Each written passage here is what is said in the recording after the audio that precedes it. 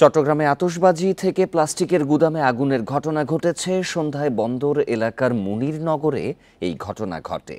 ১.৫ ঘন্টা চেষ্টায় নিয়ন্ত্রণে আনে ফায়ার সার্ভিস ও নৌবাহিনী। স্থানীয়রা জানায়, সন্ধ্যার পরেই গুদামের পাশে আতশবাজি নিয়ে খেলছিল শিশুরা। তাদের ছোড়া একটি আতশবাজি গুদামে পড়লে আগুন ধরে যায়। পরে তা আশপাশের ৩টি আবাসিক ভবনে ছড়িয়ে পড়ে। খবর পেয়ে ফায়ার সার্ভিসের ৬টি ও নৌবাহিনীর একটি ইউনিট যায় ঘটনাস্থলে। আগুনে কোনো হতাহতের ঘটনা ঘটেনি। ক্ষতির পরিমাণ এখনো নিশ্চিত হওয়া যায়নি।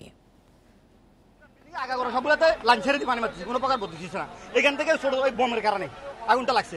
দুটো পাশে ক্রেট ছিল, সাথে সাথে ওই পাশে লেগে গেল। লাগার পরে বিল্ডিং এতে সমস্যা হলো, ওখানে বড় বড় গ্লাস পর্দা ছিল, পর্দার কারণে বিল্ডিং এ সরাসরি আগুনটা লেগলো। প্লাস্টিকের যে ক্যারেটগুলা প্রায় ২০ থেকে ২৫ ফিট পর্যন্ত হাইটেডে মজুত করা ছিল, যে কারণে আগুনের আপনার উচ্চর দিকে খুব দ্রুত গতিতে প্রভাবিত হয়েছে এবং আশপাশে দুটো ভবনে আগুনটা বিস্তার ঘটেছে। আলহামদুলিল্লাহ, জনগণের সহযোগিতায়, আমাদের অক্লান্ত প্রচেষ্টায় ৮:৩০টায় আমরা আগুন নিয়ন্ত্রণ করেছি।